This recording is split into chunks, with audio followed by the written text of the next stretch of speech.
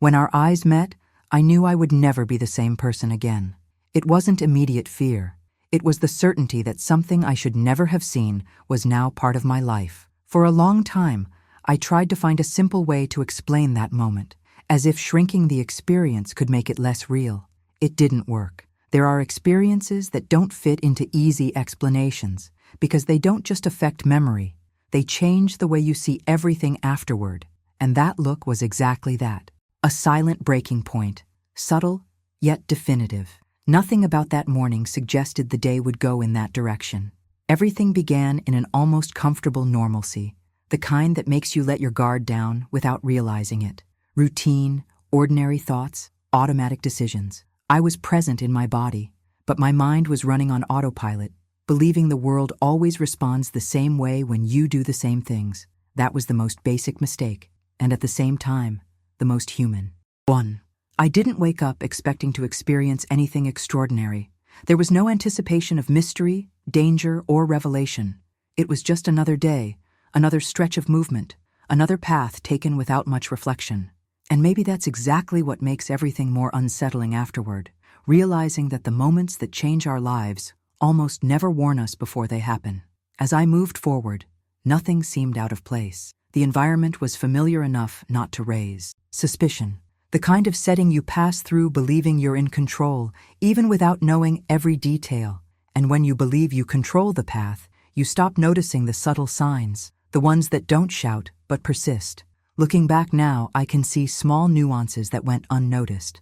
Not clear warnings, but barely perceptible deviations from normal. Quick sensations, interrupted thoughts, a discomfort that appeared and vanished before fully forming.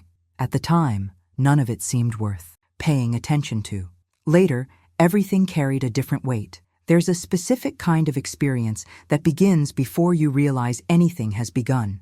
It settles in slowly, blends into everyday life, and only reveals its importance when it's already too late to return to the state you were in before. That's exactly how it happened. I was living the day the way I always had, unaware that each step was bringing me closer to something that time would never erase. What's most curious is that, without knowing it, a part of me already seemed prepared for that encounter. Not prepared in terms of courage, but in terms of recognition. As if something very old had been activated the moment our eyes met. There was no explosive surprise, there was understanding, and that's what has stayed with me ever since. I know stories like this awaken different emotions in different people. Some feel curiosity, others skepticism, others an unease they can't quite explain.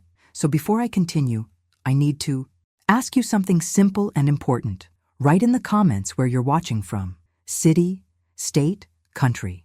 It doesn't matter where.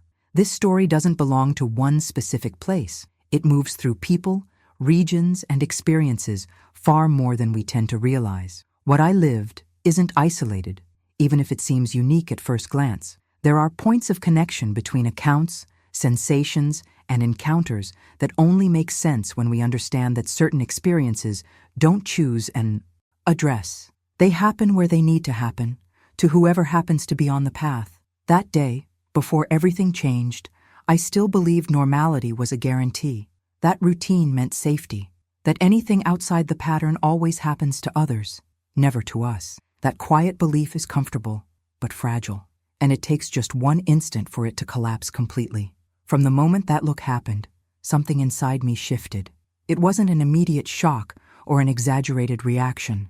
It was an internal adjustment, almost imperceptible, that reorganized my certainties without asking permission.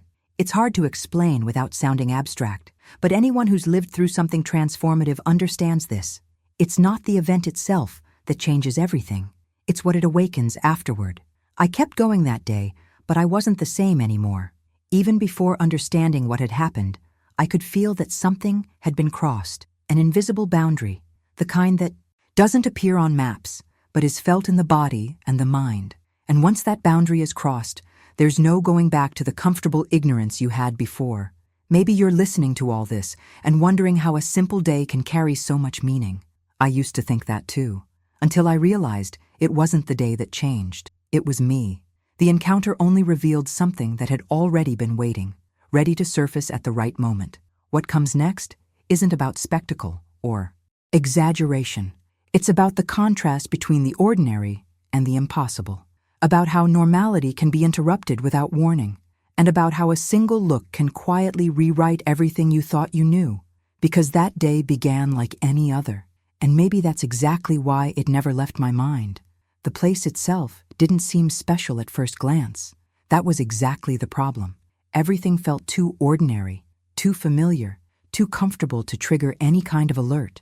The trail was open, enough not to seem dangerous. The vegetation was dense but not hostile, and the path gave that false sense that you just had to keep going to reach something known.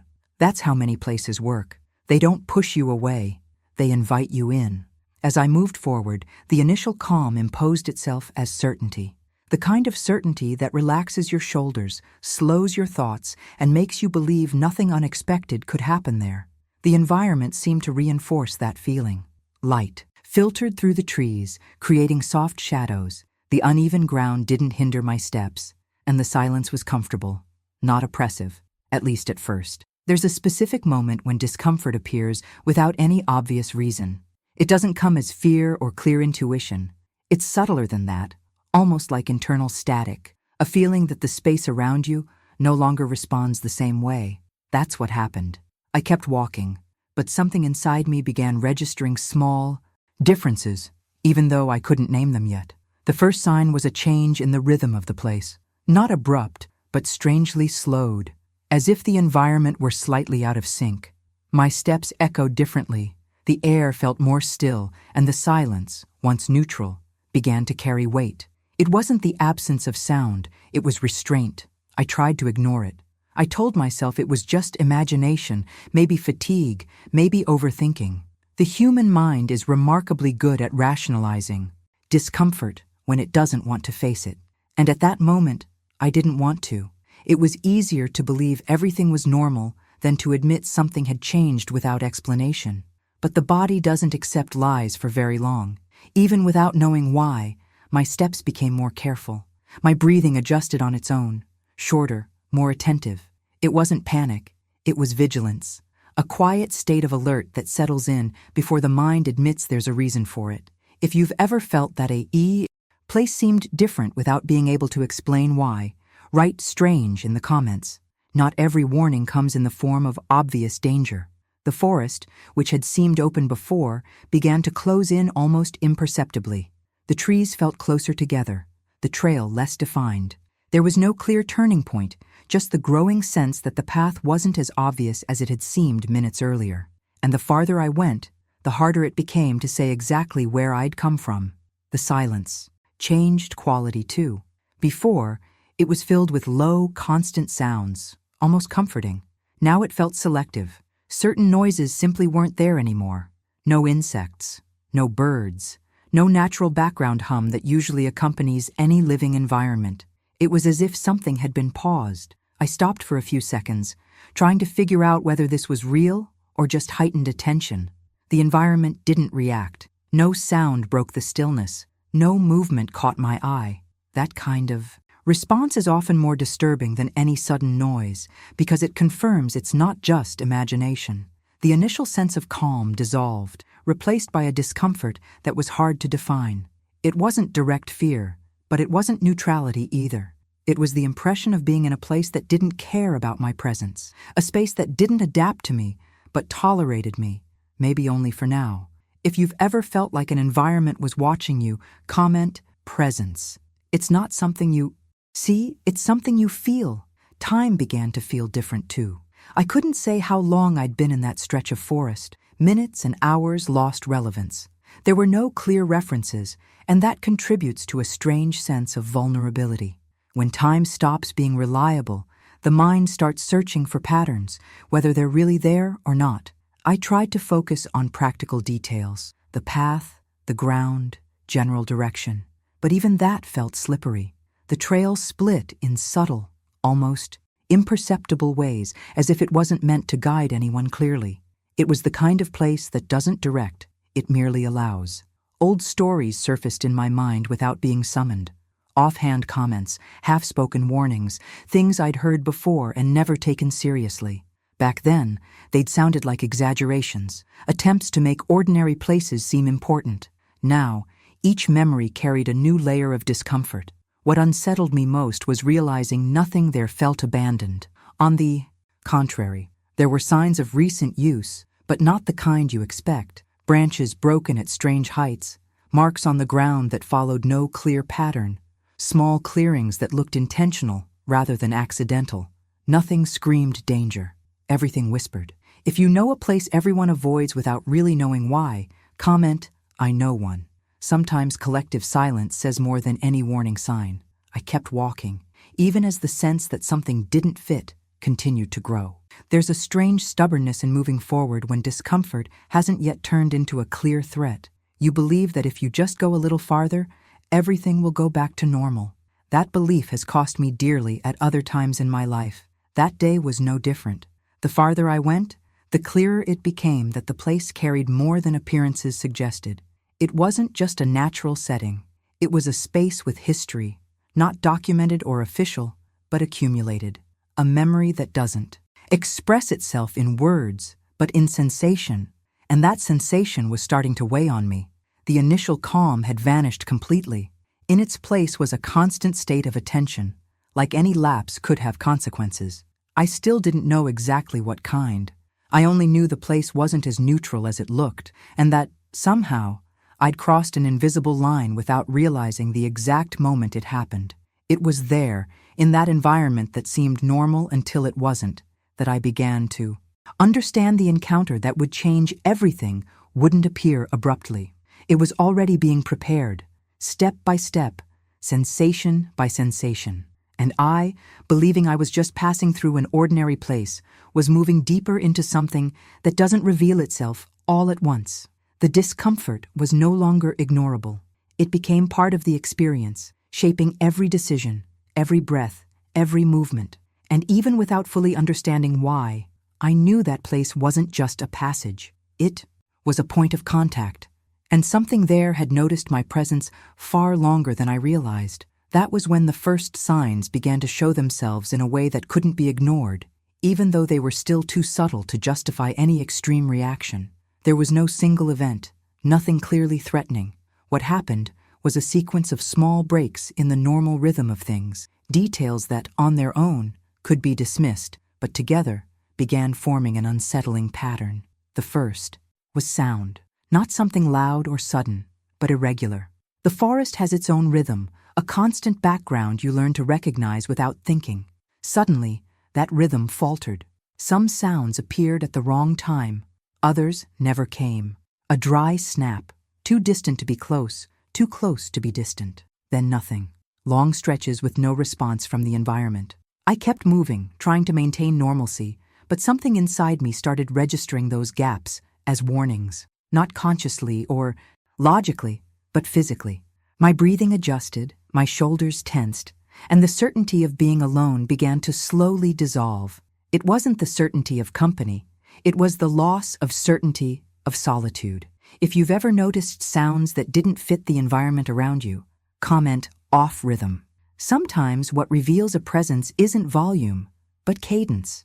At times, everything went unnervingly quiet, not a relaxing quiet, but a dense one, like something had been deliberately interrupted. Insects vanished, no birds called out. The forest felt suspended, as if waiting. Anyone who spent enough time in nature knows this doesn't happen without reason. Life doesn't simply pause, it withdraws.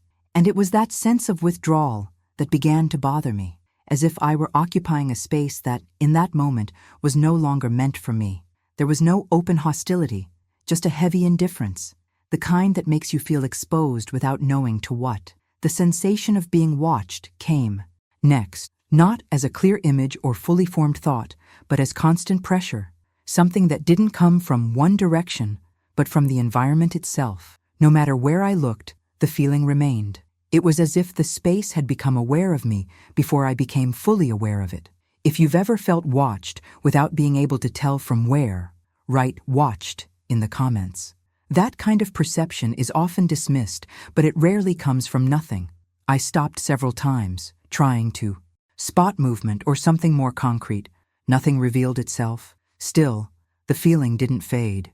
If anything, it intensified during pauses, as if stopping gave something room to move closer, unseen. Sounds returned sporadically. Not clear footsteps, but not random either. There was weight to them, movement that didn't match small animals or the wind. Something was moving beyond my line of sight, always shielded by vegetation, always just out of direct view.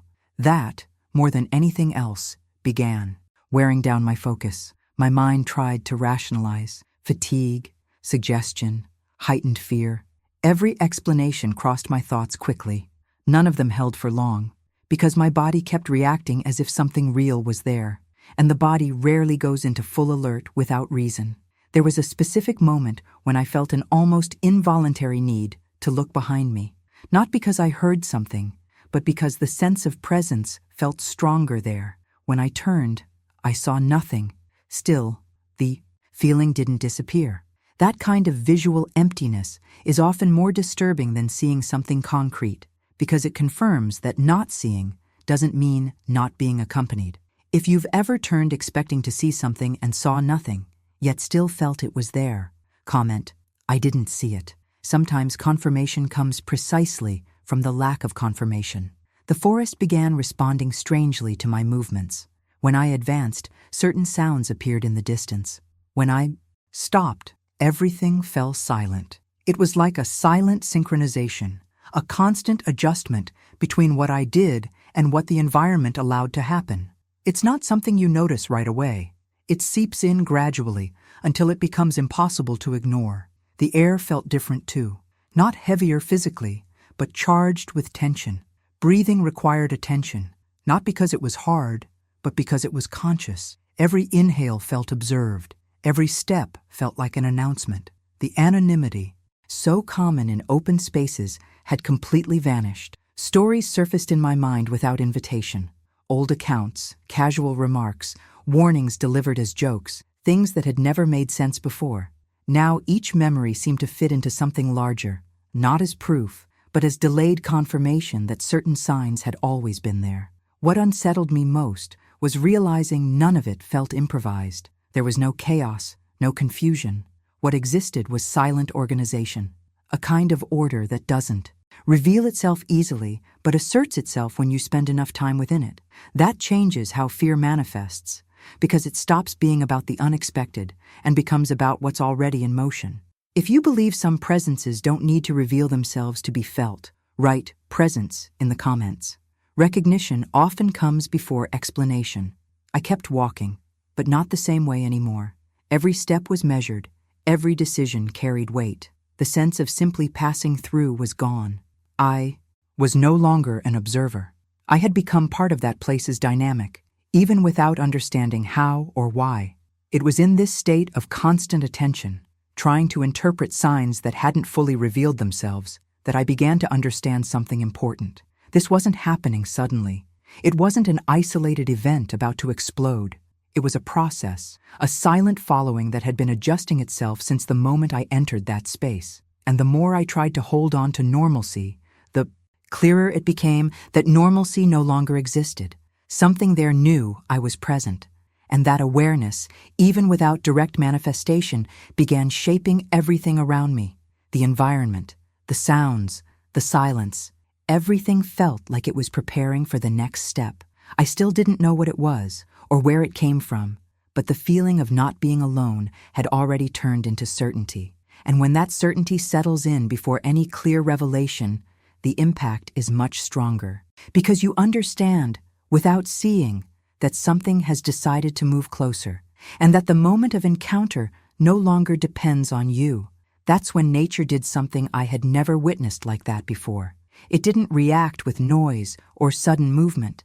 It simply went silent, not gradually, but as if someone had flipped an invisible switch. Insects vanished first, almost unnoticed at first, until their absence became disturbing. Then the birds. No calls, no wings, no distant replies. The background sound that sustains any living forest simply ceased to exist. That kind of silence isn't empty. It takes up space. It weighs on you. It doesn't invite calm. It demands absolute attention. The air felt different, not from lack of oxygen, but from density. Breathing required awareness, as if each breath had to be calculated. The body understands before the mind in moments like this, and mine already knew something was wrong long before I admitted it consciously. Time began behaving. Strangely, too. I couldn't tell whether minutes had passed or far more than that. Sequence lost meaning. My internal clock failed. Everything felt suspended in an undefined interval, as if the environment were no longer aligned with human urgency. That distortion is subtle, but deeply destabilizing. When time becomes unreliable, the sense of control goes with it. I stopped walking for a moment, trying to understand what was happening. The silence remained intact. No reaction to my movement. No response to my presence. That was what frightened me most. There was no apparent conflict, no visible warning, just the certainty that I was in a space that had shifted states. If you've ever felt a silence that seemed to watch you, write "heavy silence" in the comments. Anyone who's experienced it knows it's not normal. The absence of sound didn't mean absence of life. Quite the opposite. It felt like everything had stepped back to make room for something larger. Nature wasn't empty. It was contained. And that containment carries a clear message for those who know how to read it. Something dominant is approaching, and everything else makes space. My fear, which until then had been diffuse, began reorganizing itself. It wasn't panic. It was an old, instinctive fear that doesn't need complex explanations. A fear that doesn't imagine scenarios. It recognizes threat. The kind of fear that doesn't scream, but locks you up inside. I wasn't thinking about running. I was thinking about not drawing attention. Every detail around me felt amplified. The sound of my own breathing seemed too loud.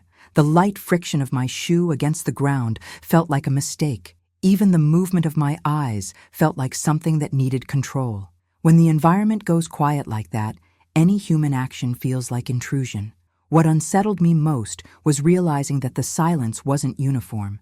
It had depth, layers, as if something was moving beyond sensory reach, staying just outside direct perception.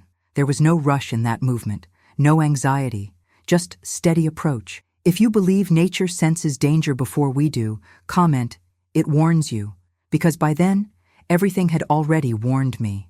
The air carried a different kind of tension now, not cold or heat, anticipation that didn't come from me, but from the environment, as if something was about to reveal itself, not by impulse, but by decision.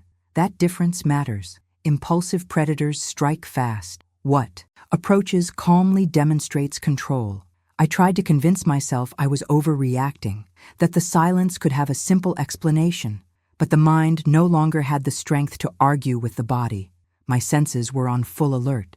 Every muscle felt ready to respond, even without knowing to what. That kind of readiness without direction is one of the most uncomfortable sensations there is. The forest, which had once seemed indifferent to me, now appeared organized around something specific, the May. Spaces between the trees formed natural corridors. Shadows felt deeper in certain areas. Visibility was selective, as if the environment chose what I was allowed to see. It's not something you immediately notice. It's something you feel. If you've ever felt a place rearranging itself around you, write "it changed" in the comments. That sensation is often dismissed, but it's rarely meaningless. The silence persisted, along with the growing certainty that something large was nearby. Not large only in size, but in presence. Something that doesn't need to announce itself because it knows it will be noticed at the right moment. That awareness didn't bring clear images or defined thoughts, only a basic understanding.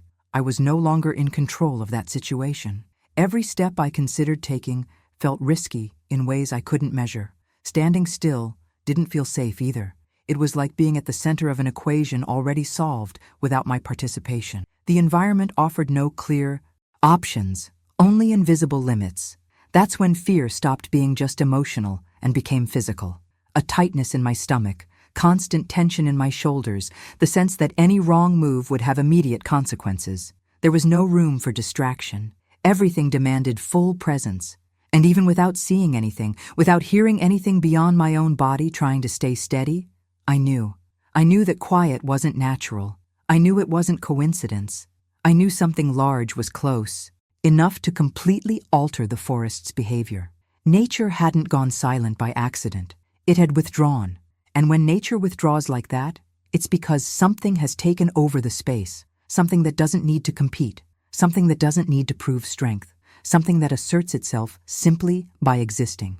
It was there, surrounded by that dense silence and that instinctive sense of imminent danger, that I understood the next step wouldn't be just another sign. It would be an encounter. And when it happened, nothing I thought I knew about fear, normalcy, or control would remain intact. It was in that absolute silence that the present stopped being just a sensation and began occupying space in a concrete way. There was no sound to announce the exact moment of its appearance, no sudden movement to mark it. What happened was more unsettling than any imagined attack. The environment simply reorganized itself around it, as if that body had always belonged there and had only decided to step out of the margins of perception. I didn't see it first. I felt it. A clear shift in air pressure, a different density, like something very large had entered the same space without asking permission. Before my eyes could adjust focus between the trees, my body already knew. It wasn't imagination. It wasn't manufactured fear. It was instinctive recognition of something that didn't fit any known reference. When I finally managed to see more clearly, the shock didn't come from its appearance, but from its scale. It was large in a way that didn't match exaggerated stories or popular images. It didn't look misplaced or out of context. On the contrary, it looked exactly where it belonged. Every part of that body occupied the space naturally, as if the forest had been shaped around it over time. What impressed me most was the complete absence of aggression. There was no attack posture, no attempt at intimidation. It didn't advance, didn't growl, didn't make any movement that could be read as a direct threat. And yet, the sense of dominance was absolute, not because it wanted to display power, but because it didn't need to. Its mere presence redefined who was in control. If you've ever felt that something could destroy you without needing to prove it, comment dominance. That kind of awareness doesn't come from ordinary fear. I quickly realized I wasn't the main focus of that situation. It knew I was there, that was undeniable, but it wasn't watching me as prey. There was no urgency, no excessive curiosity. It was an attentive, conscious gaze that seemed to assess the entire scene, not just my existence, that dismantled any simplistic narrative I was still trying to cling to. The human mind looks for categories to feel safe. Dangerous animal, unknown threat, something to avoid. None of those labels fully fit. What stood before me didn't behave like a common predator or a cornered animal. It was presence, ancient, silent presence, integrated into that environment in a way I could never be. Its body moved very little, but every adjustment was precise. There was no wasted energy, no unnecessary tension. This wasn't a being on high alert. It was something that knew the territory deeply and didn't need urgency. That calmness unsettled me more than anything else. Agitated predators send clear signals. That tranquility suggested something far more complex. If you believe true power rarely makes noise, write silent in the comments. The forest began responding to its presence almost immediately, not with sound, but with subtle reorganization. Shadows seemed to adjust. The space between trees felt more coherent. It wasn't like it had arrived somewhere unfamiliar. It was like it was resuming a role that had always been its own. I remained still, not as strategy, but because movement felt irrelevant. There was nothing to do and nowhere to go in that moment. A more disturbing understanding formed slowly. It hadn't appeared just then. It had been there long before I noticed any sign. I hadn't been surprised by it. I had simply taken too long to understand where I'd entered. That realization changed everything. This wasn't a random encounter. It wasn't an unlikely coincidence. I had crossed an invisible boundary, and by doing so, stepped into a space governed by a different logic. And what stood before me wasn't a threat that emerged out of nowhere, but a presence that had always existed at the edge of what we call normal. If you've ever felt you entered a place where the rules were different, comment another boundary. Sometimes the change isn't in the place, it's in who perceives it. The most unsettling part was realizing that, if it wanted to, nothing there could protect me. That understanding didn't bring panic, it brought clarity. And because of that, the absence of aggression carried even more weight. That wasn't hesitation. It was choice. A conscious choice not to act against me. the image built over years of Bigfoot as violent, irrational, or purely instinctive simply didn't hold up in that moment. What I saw was something attentive, aware, deeply connected to that territory. There was no spectacle, no dramatization, just a presence that didn't need to explain itself. Time felt suspended again, but now not from fear. It was as if that moment existed outside normal sequence, an interval where decisions were being made without words or obvious gestures. I didn't fully understand what was happening, but I understood enough to know it would change everything. And it did. Because from the moment it appeared, nothing I'd experienced until then felt like disconnected signs anymore. Everything aligned toward a clear direction. The forest, the silence, the sense of being watched. None of it had been random. All of it had prepared that moment. As I tried to process the reality of standing before something so real and yet so impossible, I realized that appearance wasn't the peak of danger. It was a transition, a turning point. Something had been interrupted, and something new was about to begin. And it was in that moment, still absorbing the fact that I wasn't facing a myth but a living, conscious presence, that it moved differently, not toward me, but around me, as if taking up a specific position. And in that movement, it became clear the encounter hadn't happened just to be seen. It had happened to change what came next.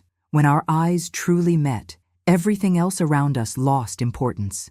It wasn't a quick glance or a visual accident. There was holding, there was intention. And in that instant, any attempt to reduce it to animal instinct stopped making sense. Not because I wanted to believe in something greater, but because the experience allowed no other interpretation. There was no aggression in that gaze, no raw curiosity, no emptiness. What existed was attention, deep, calm, conscious attention. It was as if it was observing me not only in that moment, but within a broader context I couldn't access. It wasn't the look of something reacting. It was the look of something evaluating, recognizing, and deciding. I felt, almost uncomfortably, that I was being seen beyond the surface, not as a moving body, but as someone who had just crossed a boundary. It's hard to explain without sounding exaggerated, but there was no strangeness. There was familiarity, not closeness, but mutual recognition. As if that encounter wasn't entirely new for it, only for me. If you've ever felt a look carry more information than words ever could, write "understood" in the comments. Some messages aren't spoken, they're perceived. What disturbed me most was realizing fear didn't come the way I expected. Faced with something so large, so far outside any common reference, panic simply didn't appear. In its place came a strange, almost respectful calm, as if any exaggerated reaction would be inappropriate for that kind of contact. That completely disarmed me. Time seemed to slow again, but differently now. It wasn't the suspension of threat or anticipation. It was the suspension of judgment. I wasn't trying to understand what it was, and curiously, it didn't seem interested in me understanding either. What mattered wasn't explanation, but recognition of the moment. There was intelligence there, not intelligence to be measured or classified, but practical intelligence, aware of the environment, consequences, and possible choices. That wasn't conditioned reflex. It was decision. And once that settled in, any attempt to frame that presence as a simple animal lost all meaning. The gaze wasn't brief. It wasn't distracted. It lasted exactly as long as it needed to, as if that memory needed to be created, as if it was important that I remember. That realization would stay with me long after, but in that moment, it arrived only as a quiet weight. If you believe some encounters leave marks that don't show on the body, write "mark" in the comments. Not every scar is visible. There was no threat in that eye contact, nor was there explicit protection. What existed was understanding, a silent exchange of information that didn't pass through words, images, or clear thoughts. It was something more basic, deeper, a recognition that something had changed irreversibly. I realized, with a clarity that was hard to accept, that it knew exactly the impact of that look. It wasn't accidental. It wasn't distracted. There was choice there too, and that transformed the entire experience. Because it made it clear I wasn't just facing something rare. I was facing something aware of its own presence and the effect it had. The forest around us seemed to respond, not with noise, but with adjustment. A few sounds began returning timidly, as if the environment were resuming a previous state. Not because danger had passed, but because something had been decided. That distinction is subtle, but essential. I stayed still, not out of fear, but because movement felt unnecessary. There was no urgency, no impulse, just the sense that that moment needed to be fully lived before anything else could happen. What stayed with me most was realizing that gaze wasn't curiosity about me. It was assessment of the situation. I was part of the scene, but not the center. That pulls you out of a comfortable place because it dismantles the idea of human centrality. There, I wasn't the most important thing. I was simply someone who had entered without fully understanding. If you've ever felt the world doesn't revolve around us the way we like to believe, comment, "We're not the center." Some experiences make that very clear.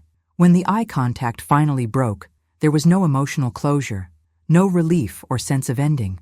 Instead, it felt like something had been opened, a silent understanding, an internal mark, a change that hadn't yet revealed all its consequences. I was still trying to process everything when I realized that gaze hadn't been the end of the encounter. It had been the point of adjustment, as if, after evaluating, it had decided the next step. And when that decision began to show itself in its movement, it became clear what came next wouldn't be mere observation. That look wasn't meant to scare me. It placed me in the correct position within that dynamic. And when that happened, I understood the encounter hadn't just been about seeing something impossible. It had been about being seen. And being seen like that changes everything. After that look, everything fell into a kind of silent alignment. It didn't move abruptly, didn't advance or retreat, as if ending the encounter. What happened was subtler, and precisely because of that, more impressive. The space around us began to change without it needing to touch me or make any explicit gesture.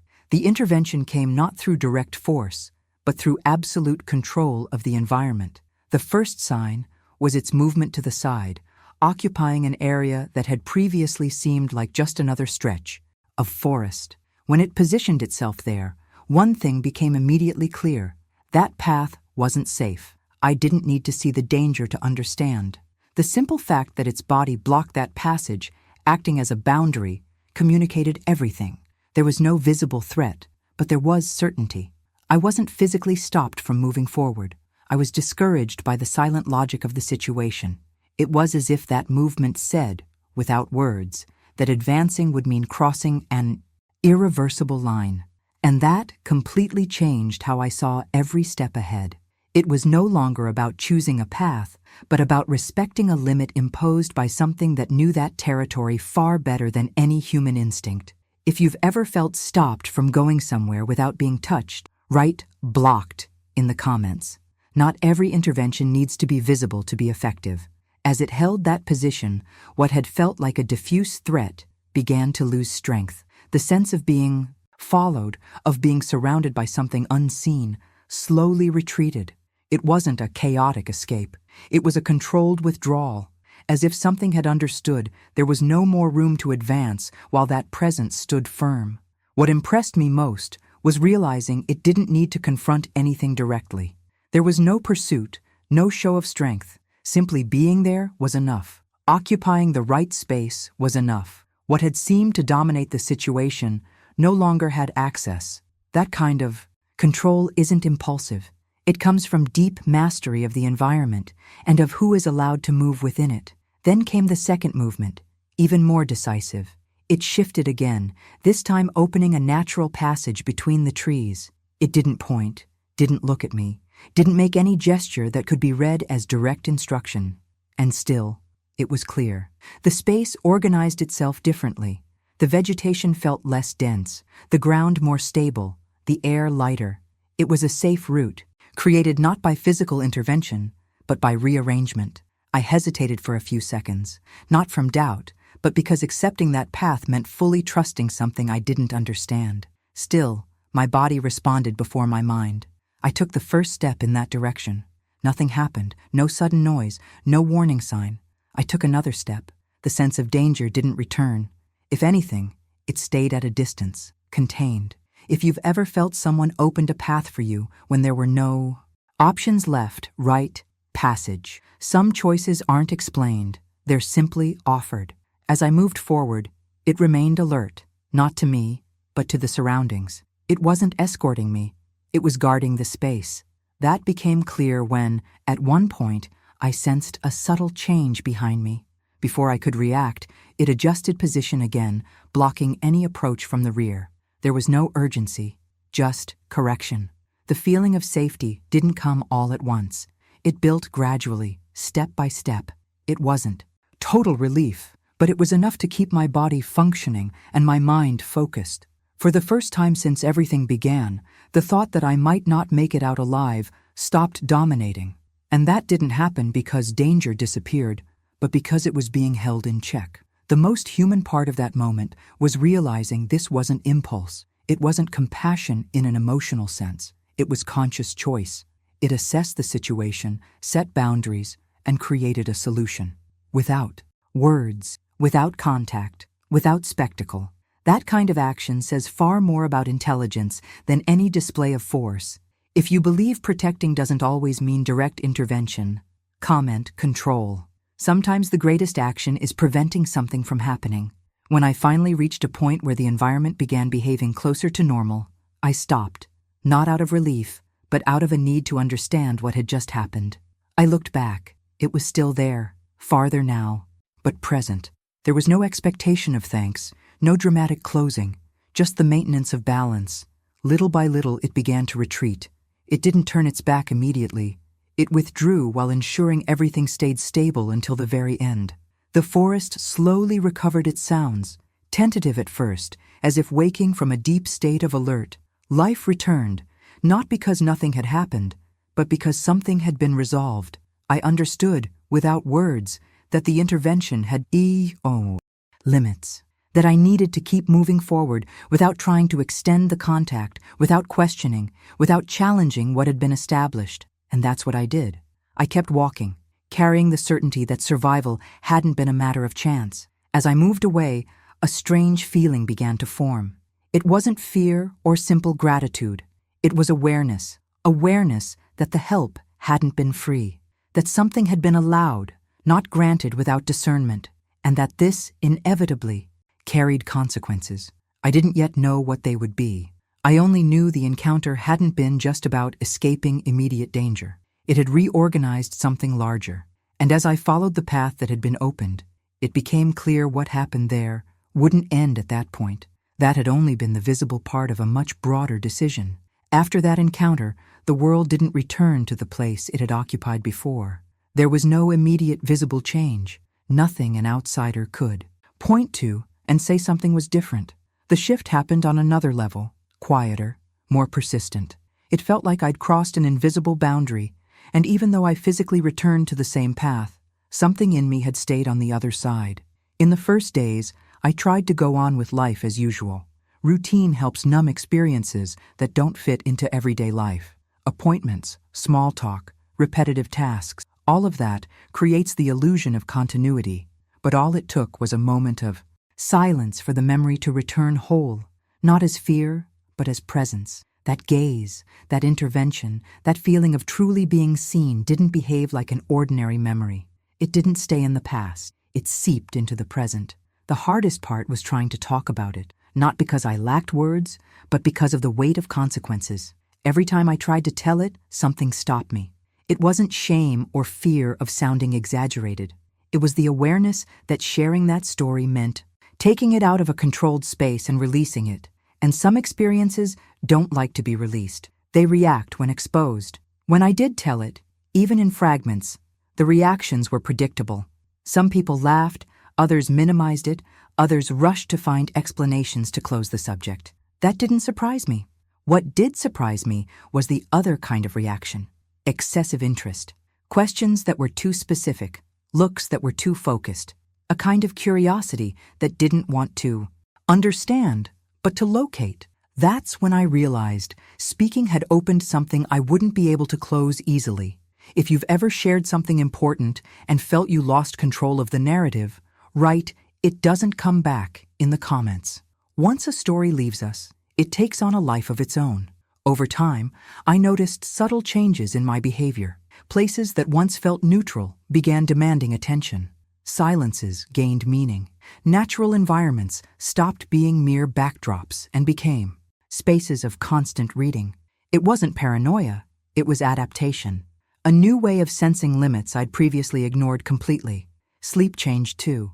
Not in the sense of constant nightmares, but a persistent state of alertness. My mind seemed less willing to fully shut down, as if part of me had learned that relaxing too much can be costly. It wasn't panic, it was quiet vigilance. A vigilance that doesn't exhaust, but weighs on you. What was strangest was realizing I didn't feel any need to prove anything to anyone. That common urge to convince or validate simply wasn't there. Maybe because deep down, I knew that experience didn't need external confirmation. It had already fulfilled its role. It had changed something essential in how I stand in the world. Even so, the sense of having crossed an invisible boundary never left me. It was like carrying an internal marker, something unseen, but influencing every choice. Certain paths began to feel clearly wrong without any obvious reason. Some decisions carried weight before being made, and that shift didn't come with clear explanations. It came with sharper intuition, less negotiable. If you've ever felt that after a specific experience, certain things just stop making sense, comment changed. Not every transformation is loud. Another consequence was loneliness, not physical loneliness, but perceptual loneliness. It's hard to share something when you know most people aren't ready to hear it, not from inability, but from choice. Accepting that the world doesn't work exactly the way we imagine means letting go of many comfortable certainties. Not everyone wants to do that. As time went on, I began noticing patterns in other people's stories, different accounts, different contexts, but very similar sensations. Presence, silence, gaze, boundary. Not exact copies, but variations on the same theme. That didn't bring comfort. It brought responsibility, because it suggested this wasn't an isolated event, but part of something. Larger, older, and far less documented than we like to think. The greatest impact, however, was internal. The definitive break from the idea of absolute normalcy. The notion that everything can be explained, cataloged, and controlled lost its grip. In its place came respect. Not blind fear, but conscious respect for boundaries that don't appear on maps or official warnings. Boundaries that only reveal themselves when crossed. I began to understand why so many similar stories are never fully told. It's not just fear of judgment, it's fear of invisible consequences, the kind of attention certain truths attract, the kind of movement they stir in places and presences that prefer to remain out of focus. If you believe not every truth needs to be exposed, write boundary in the comments. Sometimes silence is also a form of care. Nothing returned to normal because I wasn't the same. Not dramatically, but essentially. Something had been recalibrated. My perception, my priorities, my relationship with the unknown. Ignoring signs stopped being a comfortable option, and that carries a daily cost, even if subtle. The hardest part was accepting that the experience came without a manual or a clear ending. There was no natural conclusion, no final chapter, just life continuing with a new set of parameters. And learning to live with that takes time. As the days passed, an understanding slowly took shape. Maybe that encounter hadn't been just about immediate survival. Maybe it had been about awareness, about learning to recognize when something doesn't belong to us, when advancing is recklessness, and when retreat is wisdom. That understanding didn't bring immediate peace. It brought unease, because with it came the certainty that the story didn't end with me. It connected to others, scattered across different places, lived by people who may never meet, and that completely changes the weight of having crossed that boundary. It was in this state, between adaptation and unease, that I began to understand surviving the encounter had been only part of the process, the most visible part. What came after was subtler, longer lasting, and in some ways harder to deal with. Because living with the knowledge that not everything is meant to be touched, seen, or explained requires a kind of maturity you don't gain without crossing something like that.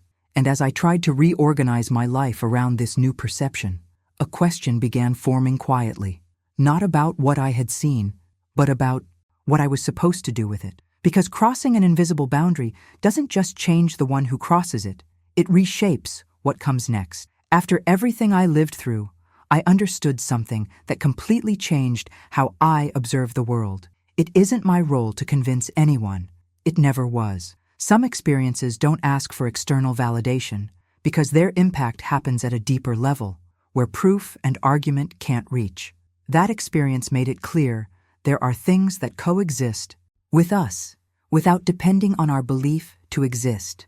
The warning that remains isn't about fear, it's about attention, about learning to recognize signs before they become unavoidable, about understanding that not every silence is empty and not every place is available just because it looks accessible. Nature isn't a neutral backdrop. It responds, reacts, and sometimes sets boundaries that aren't written anywhere. Ignoring those boundaries has a cost, not always immediate, not always visible. Sometimes it shows up as constant unease, as the feeling that something was crossed without preparation. Other times, the cost appears as consequences that don't affect only the one who chose to advance, but ripple beyond that moment. I'm not saying everything should be avoided or that the unknown should be feared. I'm saying there's an important difference between curiosity and recklessness, between observing and invading, between respecting and challenging.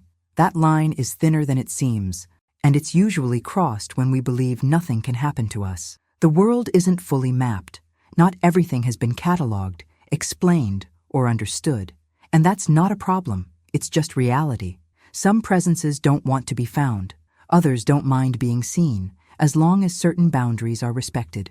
When those boundaries are ignored, a response comes, not as punishment, but as correction. What I've shared here is only a fragment, a warning based on experience, not theory. There are many other stories, contexts, and signs pointing in the same direction, even without direct connection. They aren't a continuation, but they reveal a pattern for those willing to notice, and that's exactly why the next video appearing on your screen now matters. It's also part of the Matriarch Secrets, but it explores other themes, other mysteries, and other warnings. It's not about this encounter or this specific event. It's about different aspects that move through generations, places, and experiences in quiet, persistent ways. Some secrets don't want to be uncovered. Others are simply waiting for someone attentive enough to listen.